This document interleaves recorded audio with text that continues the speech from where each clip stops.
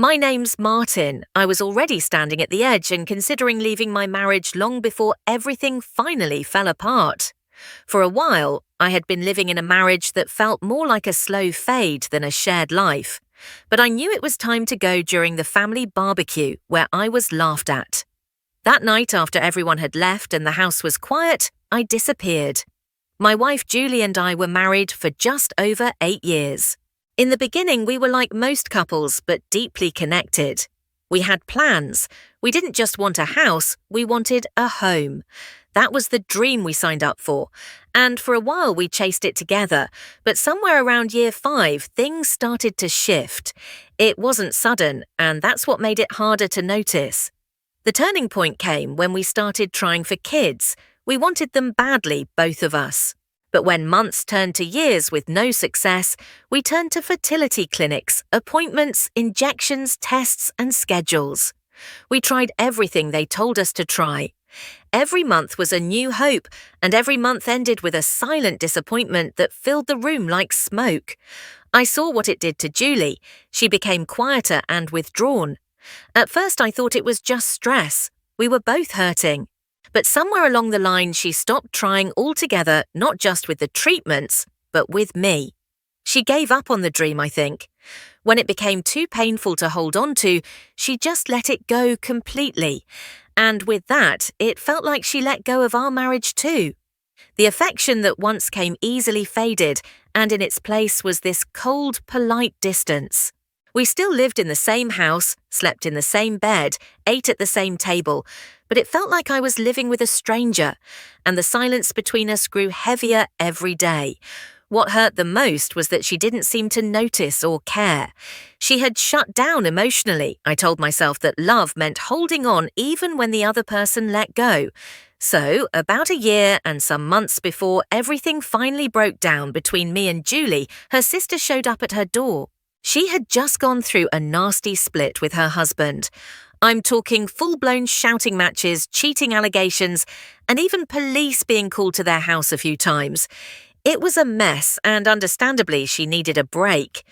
Julie came to me asking if her sister could crash with us for a few days, just until she figured things out. Of course, I said yes. It was the decent thing to do. She had 2 little kids who didn't ask for any of this. So they came in with a few bags and what looked like an overnight plan, but a few days quickly started to stretch. I figured maybe she needed a couple of extra days to sort out her next move. But then those days became a couple of weeks. She didn't talk about finding a job or getting her own place or even going back to the town she left. Her stuff started taking over our guest room. The kids' toys were everywhere, living room, kitchen, even our bedroom at times. Their clothes were mixed in with our laundry. Still, I kept quiet. But then a couple of weeks turned into a month, then 2. Then, before I knew it, we were deep into the 3rd month and she was still in the house. I had an entire other family living under my roof, and no one seemed to think it was a problem except me. My wife's sister was loud and sarcastic, always had something slick to say, and the kids were full-on chaos. There was no discipline, no respect for space, no sense of control. It was like living inside a daycare run by a drunk circus clown. Every single day was filled with tension. I'd come home from work exhausted, hoping for just a little peace, only to be met with some new mess. Arguments started becoming the norm. There was no conversation anymore, just conflict. And what hurt the most, Julie always took her sister's side. Always. No matter how badly her sister acted, Julie would find a way to defend her. I'd bring up concerns calmly and she'd shoot me down. She made excuses like, "She's my only sister," or "You can't expect me to throw her out just because they did one thing you don't like." To my wife, Julie, my frustration wasn't valid. There was this one time that stuck with me. Her sister was mocking and throwing digs at me. Instead of shutting it down, Julie chimed in with a smirk and said, "Oh, stop, he's sensitive." Then they both laughed. I felt humiliated. It got to a point where I wasn't even sleeping in my own bed. Julie would let her sister and the kids sleep in our bedroom, and I was left to find space wherever I could.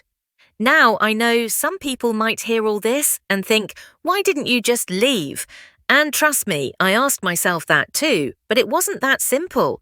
See, I believe that a big part of what Julie was going through was the pain from us not being able to have kids. It crushed her.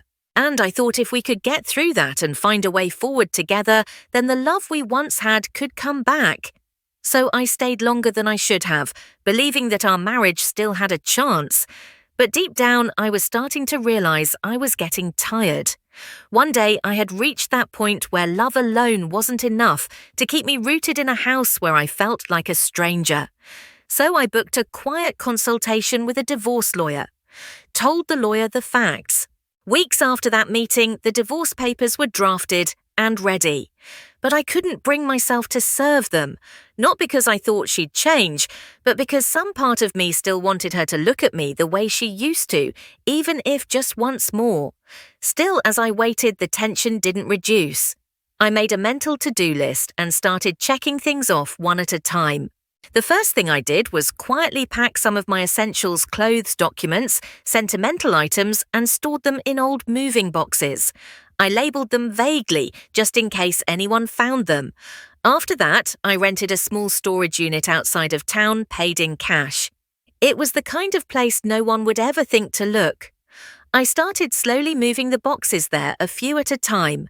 I opened a new bank account in a different name variation. I bought a new phone. I even picked out a new city somewhere smaller, quieter. All of this I planned it down to the hour. If my marriage were to end, I was ready to vanish like a ghost. But I didn't pull the trigger because despite everything, I still loved her. Somewhere deep inside me, under all that hurt and exhaustion, I was still holding on to the woman I married. One Saturday, I went out to clear my head for a few hours. When I pulled back into my driveway, there were more cars than usual lining the street. Laughter echoed from the backyard. I could hear kids yelling and running around before I even opened the front door. I stepped inside and followed the sounds. The backyard was alive. Kids were darting around with juice boxes in hand. Someone was flipping burgers at the grill. The music was low but steady, and everyone looked like they were deep in conversation or cracking jokes. There were drinks on the patio table, paper plates stacked high with food, the whole 9 yards. It was a full-blown family barbecue. The only problem, I didn't know a damn thing about it. I paused at the door, just taking it all in for a second. It was like walking into someone else's party in your own house. I kept my expression neutral. I spotted my wife Julie laughing with her parents near the patio table. Before I could say anything, one of Julie's aunts noticed me and waved me over. "Martin, come grab this for me real quick," she called. I nodded and made my way across the yard. I've never had any issues with the extended family. Honestly, I always got along better with some of them than with Julie herself these days. So I forced a smile and went to help. As I handed over the tray she needed, another relative leaned in with a curious smile and asked, "Hey, where have you been all day? We've been here for hours. Didn't you know we were coming?" And just like that, it clicked. I was excluded. I barely opened my mouth to respond when my sister-in-law cut through the chatter, her voice loud enough saying, "You know, if Martin disappeared tomorrow, I don't think anyone would even notice." Everyone burst out laughing, and to top it off, her sister added, "I didn't even know you weren't around." It was meant to be a joke, sure, but not to me. So I raised my hot dog like it was a glass of wine, gave a half smile and said, "Challenge accepted." Nobody said anything after that. A few people glanced at me, probably thinking I was joking too, but I wasn't. That was the moment I made the decision. I was done being invisible in my own life. By the time the barbecue finally died down and most of the guests had left, the house was still buzzing faintly. This was the night I was already thinking of leaving the marriage. And with what was said to me today, I wasn't going to wait for things to get worse. I didn't need much, just the basics, a couple of clothes, my laptop, important documents and cash in a duffel bag. Before walking out the door, I left a copy of the signed divorce papers right in the middle of the kitchen counter, where she'd have to see it in the morning, with a yellow sticky note placed neatly on top. It said, "You noticed yet?" Then I walked out, locked the door behind me, got into my car and drove off. That same night, I deleted every social media account tied to my name: Instagram, Facebook, LinkedIn, gone. Then I pulled out my old prepaid phone, swapped out the SIM card, and tossed the original one into a storm drain at a gas station 2 towns over. I didn't want to be found, not by her, not by anyone. I just couldn't keep hurting myself by staying.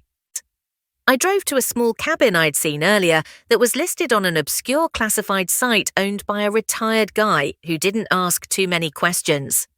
I paid 3 months up front in cash. It was deep enough in the woods to feel like the world had forgotten about it, but close enough to a town that I could grab groceries when I needed. I made a living doing small freelance gigs online. It paid just enough to cover food, electricity, and the few basic needs I allowed myself. The days bled into each other. There was no schedule and no pressure. I'd wake up to the sound of birds. Weeks turned into months. My beard grew out. I started eating better, sleeping deeper, and thinking clearly. Not once did I check on Julie because I finally realized I didn't need to. That chapter was closed, and no good ever comes from reopening a wound just to see if it still bleeds. 8 months since I left, I got the idea to check one of my old email accounts, checking for some personal file. I backed up years ago. It was one I hadn't logged into since before I left. I wasn't expecting anything. The moment I opened the inbox, I froze. There were dozens of emails, all from Julie. At first, I didn't know what to think. Part of me didn't want to read them. I hovered over the delete button more than once, but eventually I clicked. The earliest ones were furious. She was demanding to know where I went. She called me selfish, a coward, and heartless, said I was abandoning her, that I had no right to just vanish. She swore she'd find me and drag me to court. Her words were sharp, but as I moved through the emails chronologically, the tone changed. Her words started softening. There were still questions, but they weren't filled with rage anymore. They were unsure, hesitant, like she was beginning to hear her own voice in the silence I left behind. The most recent ones hit me differently. I remember staring at one in particular. She said the bank had started sending warnings, something about missed payments, that foreclosure might be coming. She admitted she was now working 2 jobs trying to keep the house afloat, said she had to send her sister and the kids away. They weren't helping, she wrote, like she finally saw what I had been trying to explain for years. In one message she said, "I get it now. I understand why you were so distant. I just wish I hadn't been so blind." Another one read, "I wish you'd come home, not because I need help, but because I miss you. Because I finally understand what you gave up trying to hold everything together." Then came the one that took the wind out of me. She wrote, "I was stupid. I took you for granted. I thought you'd always be around no matter how much I ignored you. I still haven't signed the divorce papers. I keep hoping one day you'll walk through the door." I sat there staring at that screen. I won't lie to you, I felt something. My chest ached reading those words. I knew that side of her, the side that could love deeply, the side that wanted to build something with me once. And maybe this was that version of her finally pushing through the noise. But feelings aren't enough sometimes. For years, I stayed in the house convincing myself that love would fix things, that time would heal. But now, even reading those emails, as emotional as they were, I didn't know if I could ever step back into that life.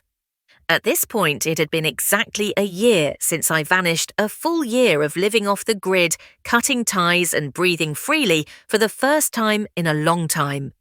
I only went into town once every couple of weeks for supplies. That day, I stopped by this little coffee shop I'd come to like. It was tucked away on the edge of the city. I walked in, ordered my usual, and was waiting at the pickup counter when I heard someone say my name. At first I ignored it, but the second time it came firmer, more surprised. I turned. It was Ryan, an old mutual friend. His eyes widened like he'd just seen a ghost, which I guess in a way he had. We exchanged awkward small talk. I kept it brief, didn't give much away. Less than a week later, there was a knock at my cabin door. I wasn't expecting anyone, so I peeked through the curtain, and there she was, Julie. For a moment, I didn't move. I opened the door slowly, keeping my expression flat. "What do you want?" I asked. She didn't speak, she just broke down sobbing. She kept saying she was sorry that she didn't know it had gotten that bad, that she wished she'd listened more and understood sooner. I didn't interrupt, I let her speak. When she finished, I stepped outside with her, looked her straight in the eyes and said, "I'll come back, but only to end this the right way. I'll sign what needs signing. We'll wrap this up like adults. But I can't be your husband again, not after everything, not after what your sister put me through, not after you stood by and let it happen." She didn't argue. There was no fight left in her, just a slow nod. She wiped her face, tried to smile, but couldn't. And with that, she left. Having reflected on everything, it's strange how people only begin to see the value of something or someone when it's already gone. That's one of the hardest lessons life teaches you. And sadly, it's a lesson I had to give and also lived through. For years, I stayed in a marriage that was clearly falling apart. But what nobody tells you is that love can't survive when one person is trying and the other has emotionally checked out. I endured the constant disrespect, the belittling, the chaos that came with my sister-in-law and her kids because I loved Julie. I became invisible in my own home. But the crazy thing is, it all only started making sense to her after I vanished. That's when she realized what I had been trying to say all along. And maybe that's what some people need, the absence of what they always assumed would stay. So if you're watching this and you're in a situation where you feel like your presence is being taken for granted, I hope my story gives you something to think about. Don't wait until you're broken just to prove that you are whole. And if you're someone who's been pushing someone away, ask yourself why it takes their absence for you to finally see their worth. I'd really love to hear your thoughts on all this.